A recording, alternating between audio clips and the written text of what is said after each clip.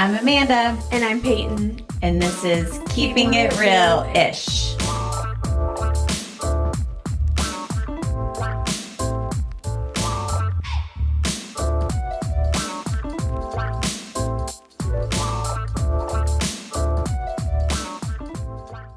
Hey guys. Hello.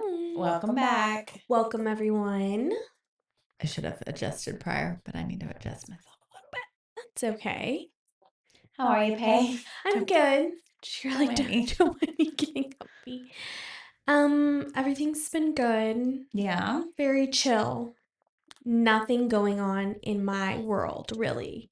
That's not true. Just working. Did we talk about you had a new baby in your life? I think we might feel have. like we might but you got have. to actually meet the baby. Yes, I got That's to exciting. meet my best friend's baby. She's so cute. She's only a month old. So she is so teeny tiny and cute. And they're transitioning really well. So that's fun. That is fun. But yeah, they're both doing really good. Good. Very, very good. So yeah, so happy to finally meet her. And she's just the sweetest little thing ever. Mm. She's so cute. I love little babies. I know. Well, good. I work-wise, all is well. Yeah. We had our trends meeting We had our last trends week. meeting, That went yes. really well. Yeah.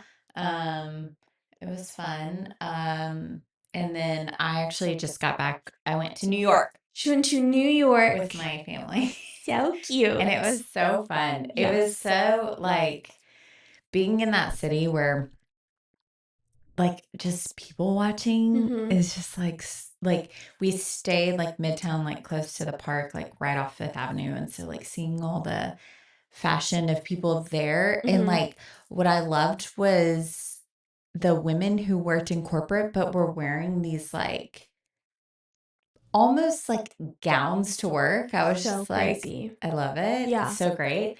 But then going down to like Soho and seeing all like the super trendy and it was just really cool. Yeah. It was fun. We had a New blast. York is always so cool too. Like just everything about New York is so fun. It's just like such a different vibe. Yeah, it is. Yes. Than like anywhere.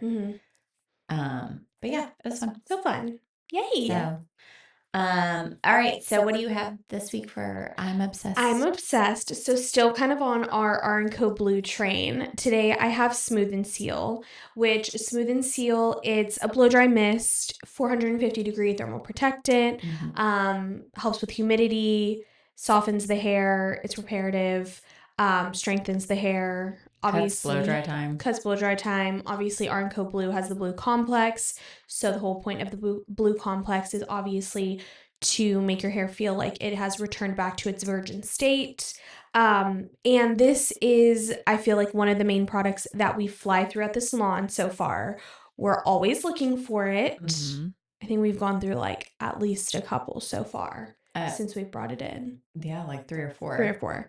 So it's really good for everybody. I love how light it is. It's very light. Really, if you need stronger product, you can just layer it. But like it's so light that you can literally mist it on your hand and it just feels like water. Like there's not going to be residue, there's not going to be buildup, but it truly does like really do all those things you said to the hair. So it's a great product. So it's been definitely fun to try all of the R&Co Bleu products, but definitely that one was one of my favorites. Agreed. So, and it's an easy cocktail. Yeah. To use, like depending on what hair texture you're working with, like you cocktail it with the right things to really make it even that much better. Yeah. So it's been fun. Yeah. Yay. I'm obsessed. Thanks, yeah. We're all obsessed, clearly. Yeah. All right. So for today's topic, we're gonna talk about consultations. And how we do consultations. She just literally was like, boop. Yeah. Dolly's here for those of you that are listening and not hearing. Yep. She's being chill today. Last time we recorded, she was a little crazy and we had to put her up. But today she's fine. She's good today. She was just having a week. She was. I mean, we all have them. Right. She was in her. I'm always envious of the girls who know their menstrual cycle phases. Oh. And they're like, when I'm in my lumbar phase. I don't know. Lumbar phase is great. There is one with an L. It's luteal. I don't know. I don't know my phases. I probably should. But she was just in one of her phases. We all have it. Yeah, she was just in a phase. It's okay. Anyway, consultations. Consultations. Okay, so I am personally really passionate about consultations.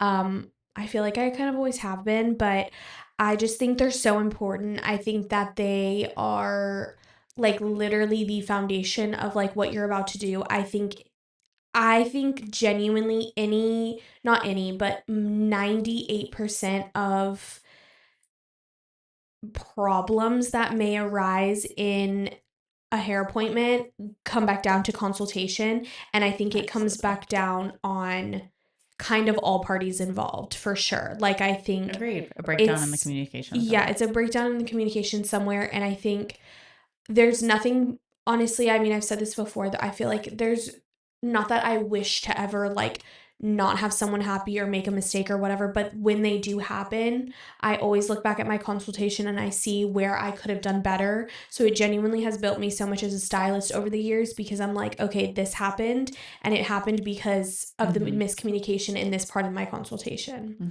So consultations are something we always do, obviously if you're a repeat guest, we kind of go through them, a little bit quicker, obviously, but we're still trying to hit on all the kind of like key points of the consultation when we have a repeat guest. But specifically with new guests, we always do a team consultation. And this is just to make sure that all parties are accountable. There's someone else, two heads are better than one. There's someone else there to kind of game plan with you. And just even like the communication aspect of everything. That's what I was gonna say. Like sometimes, like Peyton was saying, like I think I agree 100%. Like when the results don't come out like you want, it can almost always be traced back to the consultation and some sort of like miscommunication, misunderstanding. And so having another person there that maybe is picking up on what the client is maybe not understanding with the other one isn't, it's kind of like a safety net too. To help out with that, of say like, well, I think what she's thinking is, XYZ or whatever. And we've definitely had that experience with doing team consults for sure. And sometimes it's great just to have somebody there of like, they're telling you something of like what they want to do. And you're trying to come up in your brain with like the idea, and maybe you're like lagging a little bit, or you're just like caught on this one direction that's not really like the best. And then the other person's there to be like, why don't you could always do like this or this. And so it's just really nice to have that in those moments. Yeah. So we do, our consultation, we call it the Fab Five. So we have 5 key points that we're trying to hit during this consultation, which is cut, color, condition, maintenance, and style. So kind of breaking down a little bit of each. Cut, obviously we're sitting here and we're going to talk to you about the cut. We want to show inspo pics. We obviously want them to show inspo pics so that we can kind of all be on the same page with what we're doing cut wise. Also, caveat here, this is regardless for what people are booked for. Yes. Because we firmly believe that all of these things tie into the outcome of your hair. So it's important to address them, whether like you're doing it that day or not. It's important to go over these things. So yeah. So, kind of like, to back off what she's saying, it's almost kind of like, even if they're just booked for, say, a style or say just a color, we still obviously want to kind of hit on all of these points, because potentially you can upgrade them to something if you feel like they really do need something. Say they're just booked for a color and they really do need a cut. It's an upgrade type of situation, meaning obviously more money, but obviously too, it's helping them out in the long run, because it's gonna, at the end of the day, it's a whole look that they're leaving with. Absolutely. And I can't take, I've certainly had experiences where like they're just coming in for color that day. We happen to talk about haircut and they're like, oh no, like I'm good with my haircut now, but I've really been thinking about bangs. And it's like, we just went over this hair color that like, maybe it had like a money piece or something where I'm like, well, that's not gonna work, Right. or it's just laying that foundation of like, okay, well, if you're thinking about that with cut, like this color isn't really going to work with this, or maybe we'll modify what we're Right. doing to work for that. And Yeah. so it helps prevent even like down the road issues. For sure. I mean, even, which I mean, kind of going, into like other parts, but even like, talking to them about if they're just, here for I don't know, for just like a cut or whatever. And then, they eventually, want to do color and all of this stuff. As we're talking with them throughout this consultation, it just gives us more insight of like what's on their hair, so it's like it sets them up for success. And that's why it's important to go through all of these 5 things when discussing any service that they're booked for. So within cut, we obviously have kind of the key points in a cut. Obviously, an inspo picture helps, but almost kind of like when we're seeing the picture, we know as hairstylists in our head all of the little things in this picture that make that look come together, meaning the perimeter, meaning the layers, meaning the like face frame or fringe area, texture, density, kind of all of these things that really play into the cut. That's something to kind of discuss with the client. A lot of times, I mean, especially with like the Rachel haircut and everything, a lot of times people will come in, show this Rachel haircut. Well, the Rachel or the butterfly, like a butterfly haircut, not that the Rachel's like really truly butterfly cut, but things that have like lots of layers, lots of movement, but they come in and they have really fine hair. That's the topic of conversation of where density wise, it's not really going to look like this. If I went in and heavily layered your hair and you have fine hair, it is not going to look like this, And so that's why it kind of within the cut, I guess, like topic, there are those little like subsections that you kind of need to almost hit on so that they know what is achievable for their hair and what is not. Right. So cut obviously is a big one that we want to touch on in any regard. I mean, even when they're coming in for a style and it's they're like, yeah, I want my hair to be like big and bouncy, but like they have like 4 inches of like fried hair on the ends. It's not going to look big and bouncy. Like we potentially need to talk about more of like a haircut or something that could make this look come to life. So it's really important to obviously hit on that during any service. Right. Yeah. And then so cut and color, obviously, like they're the foundation of what we do, right? Yeah. But you also, like, my thing is I never want to like limit anyone. So even if they don't color their hair, I'm going to ask them about it. Yeah. Just not even like oh, you don't color your hair? Yeah. Like, you really? It's like maybe they've never even thought about it, or maybe it's never, they don't know their options of like, oh, well, yeah, I don't want to color my hair, but then, I would like it to have more shine, or I would like, I just can't commit. And it's like, oh, well, we can do a gloss. Like we can do other options where you don't have to commit and you have this option that they maybe didn't realize that existed for them. And so it's just really to create the best possible experience and outcome for them and for them to really like their hair. And I think, so we have the 5 areas. So cut and color, obviously foundational. Everybody kind of understands that industry wise. To me, if I were they're all equally important, but like the next that would come for me would be like style. And I think, it gets kind of confused and lots in translation sometimes when it comes to stylists, but what you want to focus on is how they style their hair. Yeah. And I would actually say that area is probably the number one area where you get unhappy results. Yes. Is not going over how they're styling their hair at home and how that can affect what their wants are and what you're potentially going to do that day. Right. So great examples of that are back to the cut you were talking about, like that butterfly haircut, that Rachel haircut. You aren't going to cut that hair and it's automatically going to be that style. Right. So if you have somebody that's like, oh, I never style my hair, but to them, they maybe don't understand that I can't just cut your hair to do that. Right.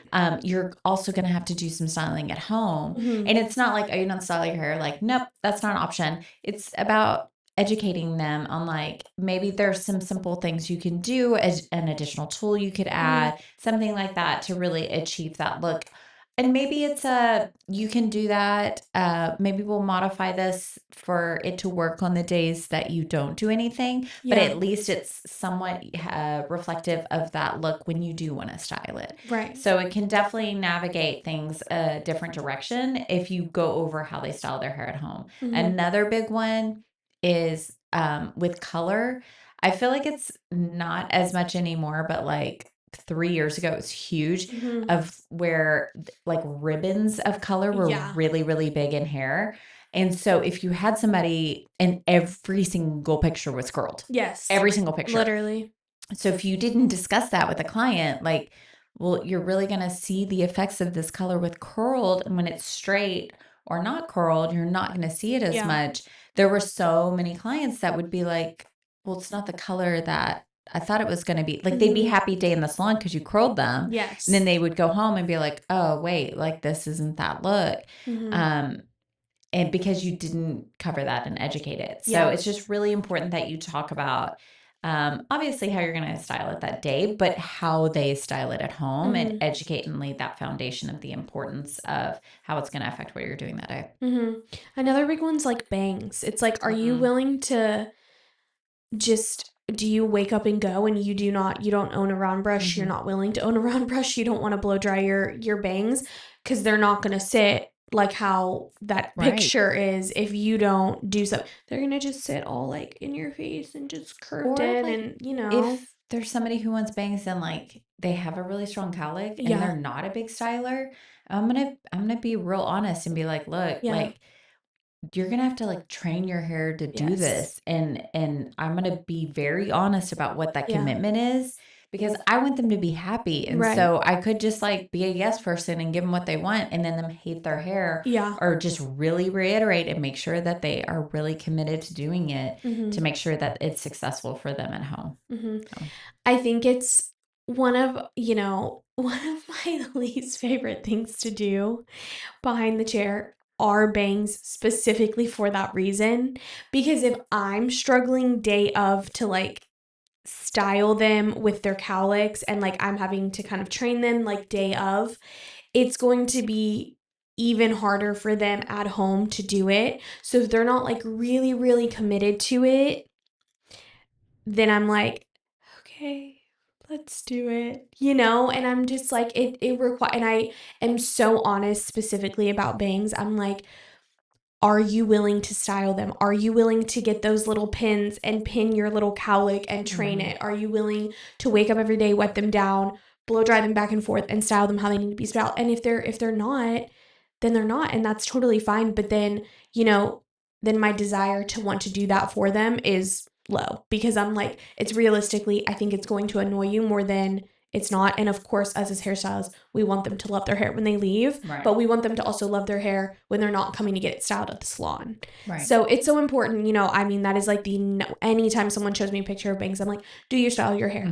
Do you round brush your hair? And do you do it? What you're saying isn't no, it's saying like, let's make this work for you. Yes. Like maybe we need to kind of tweak it, bring it longer, do something more curtainy, whatever the case may be. But it's not a no, it's a more so, I want you to love your hair at home, not just when I'm sitting here doing it. As someone who wore bangs for many, many years, on and off, all kinds of bangs, I'll be like, are you ready for your bangs to take up residency in your brain on a regular basis? Yes. Because that's how it is. It's not, because it's not just like styling and training them. It's if you like walk outside and it's windy and you're like, you're going to have to walk like this to like hold them in place and like understand that you're going to have to deal with all of that.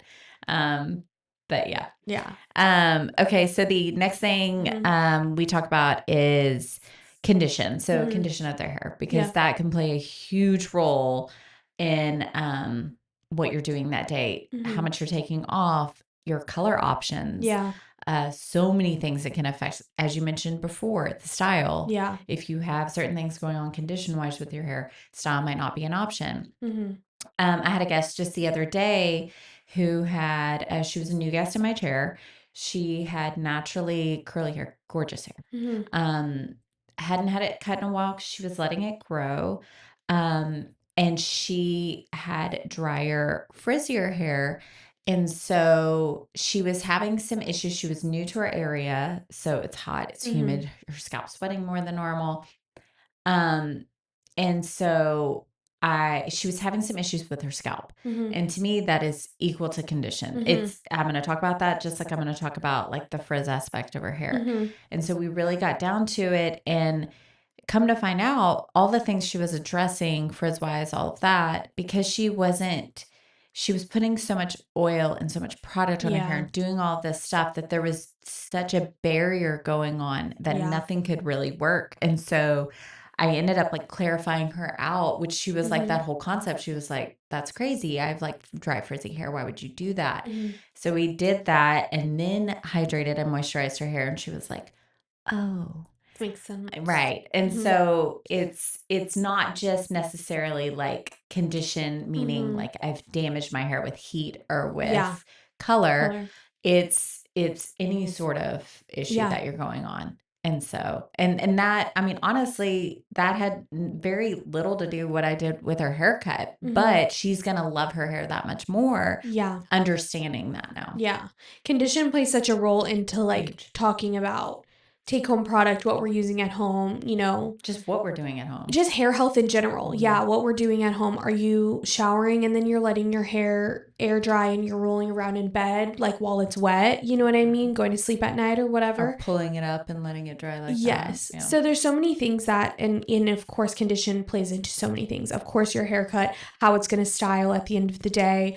And then of course, color, like what we mentioned, it's like, you want platinum blonde, but the last 6 inches of your hair are over processed. Well, we can't lighten over that, Right. So condition is really important. I feel like condition can always be a little bit confusing when we're asking it to our new guests or just guests in general. But it is something, is your hair dry, frizzy, scalp issues, anything you're experiencing. And it's a good way to just like ask them how they're feeling about it. Because there's a lot of times where their hair is actually feeling a lot healthier than maybe they think. But it's also, we touch hair all day long and like we know what healthy hair feels like. They only really touch their own hair. So it's like they're going to kind of nitpick things more than maybe what we're thinking. But we definitely want to know that information. That way we can give them solutions moving forward. Right. And it might not be like, it might be something where we can make a slight change and it's just something in their routine that if they just make that subtle change, it can make a huge difference. Yeah. And I think it's important too, because we have a lot of women sitting in our chair that experience for various different reasons over the span of time, hair loss and changes in their texture. And so kind of talking to them about that to make it less like scary for them and make them more understand kind of what's going on and what options they have. I think can just, again, make the experience that much better. For sure. Yeah. And then lastly, our last one we have is maintenance, which obviously is super important. It's a little bit quicker of a one that we can kind of go over depending on what it is. But obviously how often we need to see them in the salon to maintain the look that they're wanting.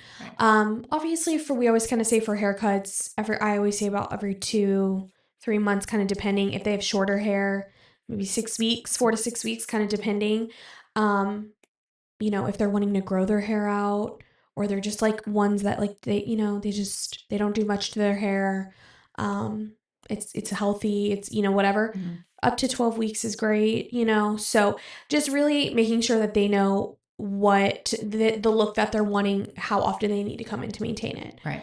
Versus obviously something like a super high maintenance color, vibrance, bleach outs. Those are super important that they know they need to come in within X amount of time. Extensions, you have to be here every 6 weeks and we need to move them up to make sure your hair stays nice and healthy, that there's no matting going on, all of that stuff. So maintenance is obviously a little bit sometimes of like a quicker one, but it's definitely one of the most important as well. I mean, they're all so important, but that one is definitely a super important one just so they know how to maintain their look. And then obviously too, take home products and just what you're using at home can play into this too. These products are going to help maintain this look, etc. So that's obviously a super important one as well. Especially for like the success of them liking their hair to talk about maintenance, because a lot of times like you'll have somebody who's like wanting to do something low maintenance and they think, oh, I'm just going to do an all over color, like to make it low maintenance. It's like, okay, but that's going to grow out like solid. So you're going to see in a month's time, Mhm. you're going to see a line of demarcation. Yeah. So that might not be the most low maintenance option for them. Yeah. So you don't know what assumptions they've made to get to what they want that day, Mhm. and what the long-term effects of what you're doing could change Yeah. what they're wanting. So I think it's so important that you talk about maintenance and be realistic. Yeah. Like you were saying, like with the girlies that like have super healthy hair, Yeah. like treat their hair, like use good products and don't use a lot of heat and all Mhm. of that, but they want their hair to overall be healthy.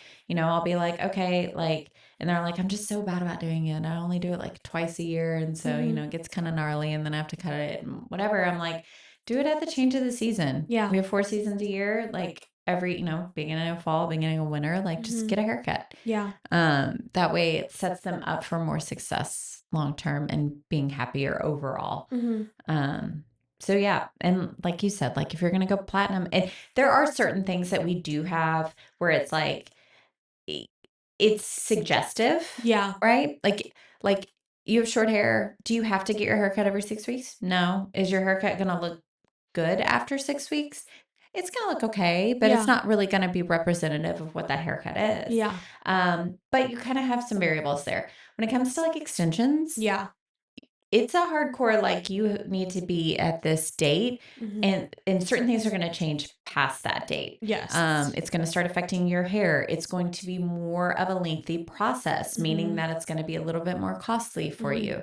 Platinum, if you're doing a bleach out, if you get outside of a certain, let's say 4 to maybe 6 weeks, that's a whole different process. Yeah. So it's kind of changing the game. So I think it's important to lay that foundation early on. Mhm. And all of these things that we go over, it's not like a check, check, check. They all intermix. They all do. Because Yeah. they all affect each other. They do. Yeah. So, it's one of the things we train on really early. Yeah. And really make sure that we lay that foundation so it's just like super natural. And I also think like when you're getting your foundation of education and understanding what you're doing behind the chair, starting out with like you need to look at all of these things, it does just help them kind of like melt together. Yeah. Yeah. I think too, last thing when it comes to specifically touching on color, I think it's really important, obviously, to looking at color and inspo pictures and all of this stuff. It's really important to talk about what would be achievable day of and what's going to take a little bit more of a couple sessions to kind of get there. That's always super duper important too when we're talking about color. Again, we don't like to sit here and just be like, the answer is no, but the answer is maybe not yet, or we have to kind of work our way up to something like that. And I think too, just talking about, again, like the maintenance aspect of that, of potentially that's not even really something that you're wanting to, maintain moving forward. There's so many things that kind of, again, they all just flow into each other. So I think it's just all important. And I'm happy that we have that set up in our salon, because we hear all the time that that's not something that's maybe being done everywhere. And I feel like it ends up getting us really good results. Absolutely. And I mean, how many times have you had a new guest in your chair and like they say, well, I've been trying to get like this icy tone and it's like, I just can't get it to stick. And you're like, then you like actually sit there and you're like, well, let's talk about that for a second. Like, and you educate them of like, this is it, this tone's going to fade out in this amount of time. Here's what you have to do to maintain it, blah, blah, blah, blah. And they're like, oh, well, I didn't know that. Right. So it definitely sets you up for a lot more success. Yeah. So, yeah. If you have additional things that you make sure you always consult on, please let us know. We are always open to expanding and doing the best we can. Yep. Anything else? That's it. That's it. All right, guys. Well, till next time. Keep keeping it realish.